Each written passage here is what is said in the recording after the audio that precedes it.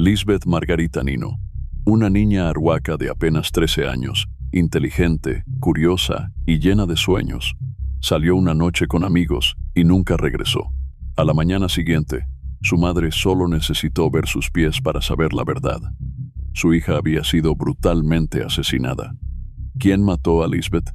Quédate hasta el final para descubrir toda la verdad detrás de este impactante caso.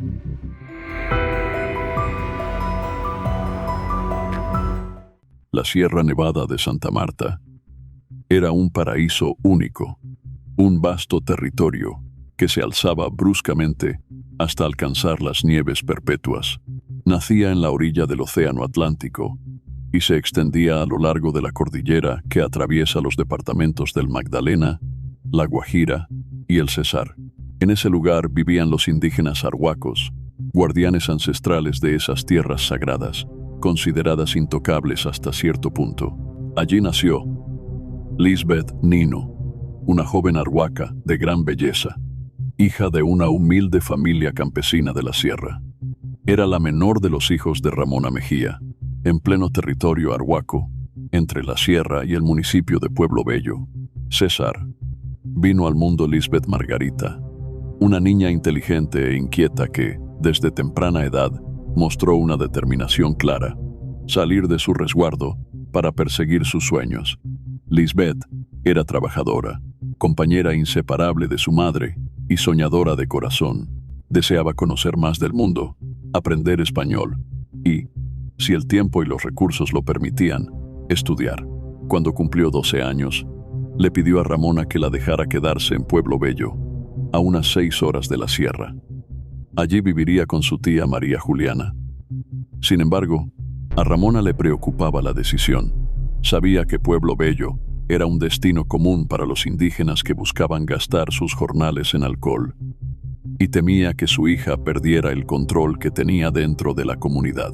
Aún así, respetó la voluntad de la niña, que quería aprender y crecer. Ramona quería profundamente a Lisbeth, y era correspondida. La joven solía bajar de la finca solo para acompañar a su madre por 1 o 2 días.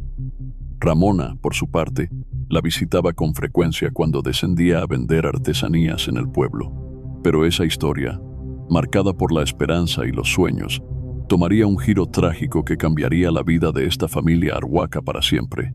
El 2 de septiembre de 2012, Lisbeth le pidió permiso a su madre para salir un rato con unos amigos del pueblo. Ramona aceptó, como lo había hecho en otras ocasiones. Sin embargo, esa noche cayó y la niña no regresó. Ramona volvió a casa con el corazón inquieto y, aunque intentó dormir, la ansiedad no se lo permitió. Al amanecer, vencida por la desesperación, salió nuevamente a buscarla. La familia entera se unió a la búsqueda. Pasaron las horas, hasta que, 12 horas después de la desaparición, la angustia se transformó en tragedia. Un joven se acercó a la familia con una noticia terrible. En un potrero, a las afueras de Pueblo Bello, yacía el cuerpo sin vida de una joven indígena. Ramona, al escuchar la descripción, temió lo peor. Sintió que solo podía tratarse de su hija. Al llegar al lugar, vio a la joven tirada en el suelo. No prestó atención a lo que había a su alrededor. Le bastó ver los pies de la víctima para reconocer a Lisbeth. El impacto fue tan fuerte que perdió el conocimiento. Lisbeth había sido asesinada con un arma blanca y abandonada en un terreno baldío. El cuerpo técnico de investigación llegó rápidamente para preservar la escena del crimen y recoger cualquier indicio que permitiera identificar a los responsables. El investigador encargado, Juan Carlos Sánchez Urrea, describió el hallazgo como una escena escalofriante. El cuerpo de la menor mostraba signos de una violencia extrema y una frialdad brutal por parte de los agresores. No había 1 ni 2 heridas, sino muchas. Las huellas indicaban que Lisbeth había intentado escapar. Según los investigadores, recorrió parte del potrero herida, buscando salvarse, antes de caer sin fuerzas. Todo ocurrió entre la 1 y las 2 de la madrugada. A pesar de que el lugar estaba rodeado de viviendas, nadie dijo haber visto ni oído nada. La ley del silencio se impuso. Nadie quiso hablar. Nadie aportó información. Sin testigos ni colaboración de la comunidad, identificar a los responsables se convirtió en una tarea casi imposible. El cuerpo de Lisbeth fue trasladado a medicina legal, donde se confirmó lo peor. No solo había sido herida en el tórax, el rostro y el cuello, también se confirmó que había sido víctima de un ataque extremadamente grave. Los peritos reconstruyeron el sufrimiento que la niña había padecido en sus últimas horas con frialdad forense, pero el dolor para su familia era incalculable. Liliana Niño, su hermana mayor, recibió la noticia con una mezcla de impotencia y devastación. La más pequeña de la familia había sido asesinada con una crueldad inexplicable y su cuerpo, abandonado en una huerta a las afueras del pueblo, fue dejado como si no importara. La investigación del homicidio fue asumida por Óscar Eduardo Garzón, funcionario de la SIJIN. Junto con su equipo, comenzó a reconstruir la noche del crimen. Se realizaron entrevistas a familiares, amigos y personas que estuvieron con Lisbeth antes de su desaparición. En total, entre 25 y 30 personas fueron interrogadas. Eran amigos, conocidos y testigos que la habían visto en distintas partes del pueblo ese mismo día. Mientras tanto, la familia, rota por el dolor, se vio obligada a enterrar a Lisbeth en el cementerio de Pueblo Bello. Por la lejanía y las dificultades del terreno, no pudieron llevar su cuerpo de vuelta a la sierra. Fue sepultada en una tumba modesta, con su nombre apenas inscrito en el cemento fresco. No había ceremonia, solo silencio y llanto. Lo único que podía darles un mínimo consuelo era la posibilidad de encontrar al responsable. El investigador centró todos sus esfuerzos en la última noche de la niña Arhuaca. Con la información recopilada, se trazó una línea de tiempo que organizaba, hora por hora, cada paso de Lisbeth esa noche. Las declaraciones ayudaron a establecer su recorrido. Primero estuvo con Margarita y algunos amigos. Luego cruzaron por una tienda y finalmente llegaron a una discoteca llamada Morro. Allí consumieron alcohol hasta cerca de las 11:30 o 12 de la noche. Poco después, Lisbeth salió del lugar. Solo una persona podía explicar qué había pasado con la niña indígena. Se trataba de Margarita, otra indígena arhuaca de 14 años, muy cercana a Lisbeth. Margarita fue la última persona que la vio con vida. Aseguró que ambas habían llegado hasta un callejón, donde se bajaron de una motocicleta y hablaron con un amigo. En ese lugar comenzaron a conversar hasta que, según su testimonio, se quedaron solas tomando de una botella de licor que habían sacado de la discoteca. El alcohol y el frío las hicieron caer en un sueño profundo. Alrededor de las 12:30 de la noche, Margarita se despertó y notó que Lisbeth ya no estaba. Preocupada, salió a buscarla por la calle principal. Nadie le daba razón de ella, hasta que preguntó a un amigo, quien le dijo que unos minutos antes había visto a Lisbeth pasar sola por esa calle y no la había vuelto a ver. Con la escasa información que pudo obtener de Margarita, el investigador reunió los nombres de las personas que esa noche tuvieron contacto con Lisbeth. Aproximadamente 6 personas fueron identificadas como cercanas al hecho. El investigador solicitó a un juez autorización para realizar pruebas de ADN a estos sospechosos, con el fin de compararlas con la muestra de semen encontrada en el cuerpo de la niña. Los sospechosos aceptaron realizarse las pruebas y fueron trasladados a la ciudad de Valledupar. Las muestras fueron enviadas a Bogotá para agilizar el análisis. Mientras tanto, Óscar continuaba la investigación en Pueblo Bello. Como nadie colaboraba, las autoridades del pueblo tomaron una decisión. Se ofreció una recompensa de 10 millones de pesos. A partir de ese momento, comenzaron a llegar denuncias anónimas. Varias personas se acercaron a la familia con información. Todas las versiones coincidían en un mismo punto. Los asesinos eran indígenas de la sierra. El caso tomó tanta importancia que fue supervisado directamente por el director de la Unidad de Derechos Humanos de la Fiscalía, Misael Rodríguez. 5 de los 6 hombres sometidos a la prueba de ADN eran indígenas de comunidades cercanas a Pueblo Bello, pero era muy difícil determinar cuál de ellos podía ser el culpable del asesinato mientras no saliera el dictamen de medicina legal. Cuando se recibieron los resultados, El análisis dio positivo para una sola persona. De las 6 personas, solo uno resultó con coincidencia. Ese hombre era un indígena, Jorge Enrique Maestro Izquierdo, primo de Lisbeth. Era el sobrino del esposo de la madre de Lisbeth. Según testigos, lo habían visto llegar con una mano manchada de sangre. La policía ordenó su captura de inmediato. Lo primero que Jorge Enrique declaró fue que, aunque sí había tenido relaciones con la niña, no era el autor del asesinato. Sin embargo, el juez consideró que la prueba de ADN era evidencia suficiente para vincularlo con el crimen y ordenó su traslado a la cárcel de Valledupar. Allí, fue entrevistado por el equipo de investigación. Jorge Enrique Maestro era un indígena dedicado a labores del campo. En Pueblo Bello, era conocido por relacionarse con mujeres mucho menores que él. Cuando se le preguntó si había sido él quien mató a Lisbeth Margarita, respondió que solo había estado con ella, y nada más. Muchos testigos lo vieron con Lisbeth durante la madrugada y parte de la noche. Afirmó que fue su primo quien lo vio salir con ella, y que después de estar con ella, regresó a jugar billar. Explicó que ese día salió de la finca, subió a Pueblo Bello, se encontró con ella y anduvo con ella. Cuando le preguntaron qué tipo de relación tenía con Lisbeth Margarita, respondió que ya llevaban 4 meses juntos. Dijo que tenía 25 años y que Lisbeth iba para los 14, aunque en otros momentos mencionó que ella tenía 12 o 13. Al ser cuestionado sobre la diferencia de edad, dijo que en su comunidad era común ver relaciones entre personas de 12, 13 o 14 años.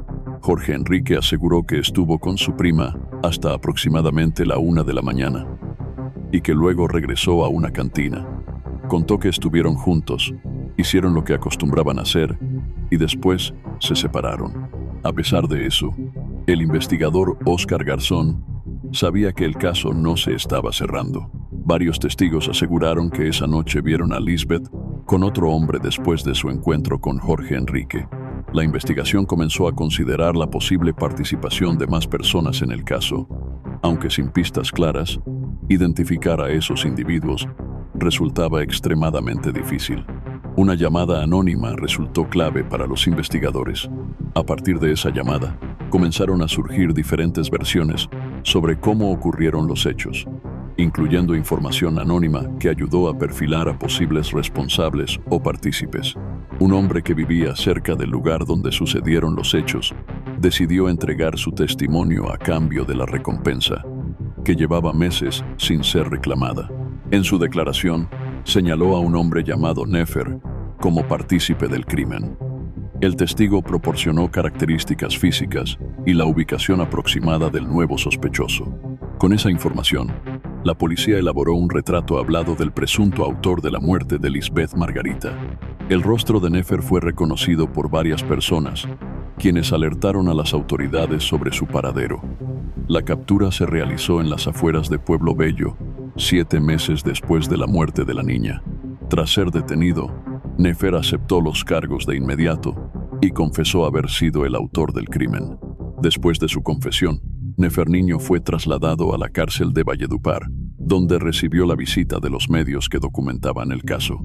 Según su propia confesión, Nefer admitió que le habían pagado para cometer el crimen que acabó con la vida de Lisbeth Margarita. Afirmó que recibió la suma de 1 millón de pesos como pago por ejecutar el acto. En su relato, explicó que fue contactado por una persona que, según él, actuó movido por los celos, ya que Lisbeth mantenía una relación cercana con más de un hombre. De acuerdo con Nefer, esa persona buscaba deshacerse de ella y lo eligió a él para ensuciarse las manos, es decir, para ejecutar el crimen en su lugar. Nefer no mostró arrepentimiento alguno al narrar cómo aceptó sin mayor resistencia, motivado por la necesidad económica. Durante su declaración formal, identificó al supuesto autor intelectual como Felipe, un hombre también indígena, que trabajaba en una zona rural cercana a Bonsi Chávez. Sin embargo, las autoridades que llevaban el caso no pudieron obtener datos adicionales sobre esta persona. No hubo rastros claros de su identidad, y ningún testimonio o evidencia posterior permitió confirmar si Felipe existía realmente o si era una figura inventada por Nefer para desviar la atención. Al investigar el pasado judicial de Nefer en el sistema ordinario, la policía no halló antecedentes registrados, pero al extender la búsqueda dentro de la comunidad indígena a la que pertenecía, emergió un dato perturbador.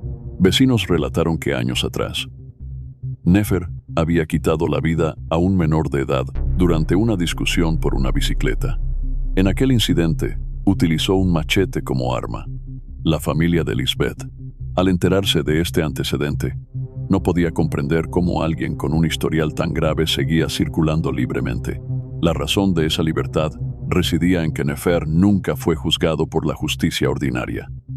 En su momento, el caso fue manejado por las autoridades tradicionales indígenas, quienes aplicaron sus propias normas. Como castigo, Nefer fue encerrado durante 3 meses en un calabozo comunitario.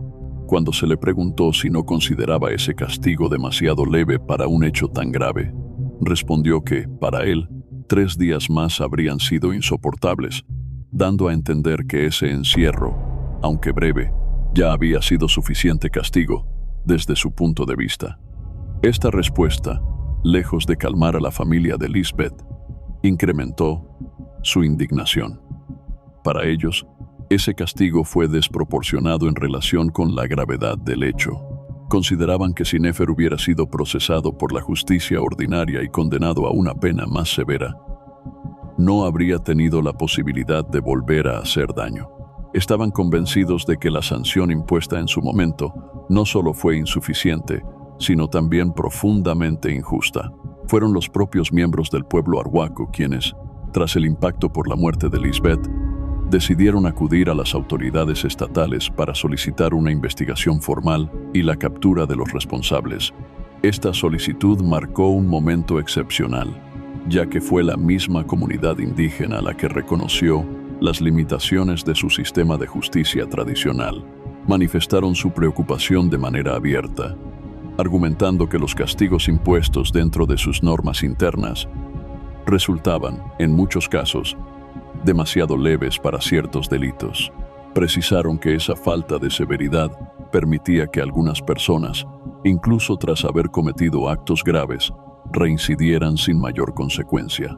Sin embargo, a pesar de esas críticas internas, el principal representante del pueblo arhuaco, Rogelio Mejía Izquierdo, salió en defensa del sistema de justicia indígena. Desde su perspectiva, los castigos tradicionales no eran débiles, y en algunos aspectos incluso superaban en rigor a los de la justicia ordinaria. Explicó que dentro de su comunidad, una persona que cometía un acto tan grave como quitarle la vida a otra podía ser sancionada con aislamiento extremo, llegando a pasar meses sin ver la luz del sol, encerrada como parte del castigo impuesto por las autoridades ancestrales. En relación con el caso de Nefer, surgió una pregunta clave. ¿Por qué seguía libre si ya había estado involucrado en un hecho grave años atrás? La respuesta de las autoridades indígenas fue que no estaba en libertad por decisión propia ni por indulgencia del sistema, sino porque se había fugado de una de sus cárceles comunitarias. Rogelio Mejía reconoció abiertamente que las instalaciones donde se aplicaban los castigos no contaban con condiciones de seguridad suficientes para garantizar el encierro total de personas consideradas peligrosas. Por esta razón, afirmó que no podían hacerse responsables de mantener detenidas a personas que lograban escapar, ante cuestionamientos más insistentes sobre la razón por la cual, conociendo la debilidad estructural de esas cárceles, seguían llevando a individuos a cumplir condenas en esos lugares. Mejía defendió la práctica, señalando que no todos los casos podían ni debían ser trasladados a la justicia ordinaria. Explicó que, según su visión, el sistema penal del Estado no siempre lograba corregir a quienes cometían faltas, mientras que la justicia indígena buscaba una transformación interna del individuo basada en valores culturales y comunitarios. En este caso concreto, los arhuacos sí entregaron a uno de los suyos a la justicia estatal, un acto poco común.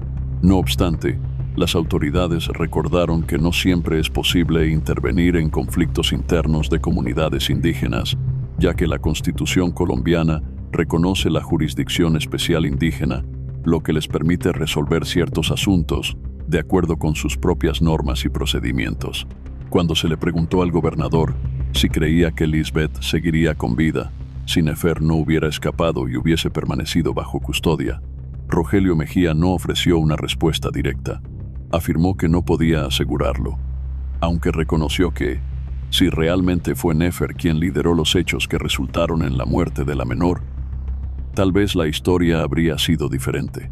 Finalmente, frente a la interrogante de cuántas veces debía una persona cometer actos graves para ser entregada a la justicia ordinaria, indicó que no había una regla fija y que todo dependía de las particularidades del caso y del comportamiento del implicado dentro de la comunidad. Esta experiencia representó una lección profundamente dolorosa para la comunidad arhuaca. El sistema de justicia propio, en el que por generaciones habían confiado, mostró una grave falla al no impedir que una persona con antecedentes de violencia quedara en libertad. Esa omisión permitió que dicha persona tuviera la posibilidad de reincidir y participar en un nuevo acto de extrema gravedad, algo que la comunidad, con el dolor ya instalado, no pudo ignorar. Cuando Nefer fue interrogado sobre la severidad de los castigos dentro del sistema indígena, no negó su rigor. Afirmó que sí, eran castigos duros. Sin embargo, al ser cuestionado sobre las razones que lo llevaron a repetir un acto violento, ofreció una justificación que dejó a muchos sin palabras. Dijo haber actuado por necesidad debido a la falta de recursos económicos. Ante la insinuación de que se trataba de un encargo pagado, él no lo negó y declaró que, cuando no se tiene cómo mantenerse, no hay otra opción. Esa afirmación evidenció de forma cruda que, al menos en su caso, los mecanismos tradicionales no lograron su propósito de corregir ni de reintegrar al individuo en la comunidad. En esta ocasión, fue la justicia ordinaria del Estado la que pudo responder de manera firme y definitiva. Tanto Jorge Enrique Maestro Izquierdo como Nefer Javier Niño Márquez, los dos implicados directamente en el caso, fueron hallados culpables y sentenciados a 60 años de prisión cada uno. Debido a la condición de menor de edad de la víctima, la ley no permitió ninguna reducción en la pena. La condena fue absoluta, sin beneficios. La Fiscalía General de la Nación ratificó oficialmente que ambos fueron coautores del crimen. Con estas sentencias firmes, las autoridades garantizaron al menos que estos dos individuos no volverán a poner en riesgo la vida de otra persona. Para la familia de Lisbeth, sin embargo, esa justicia llegó demasiado tarde. El daño ya estaba hecho. Ramona, la madre de la menor, lo sabía bien. Ni los años de cárcel ni los castigos anteriores podrían devolverle a su hija.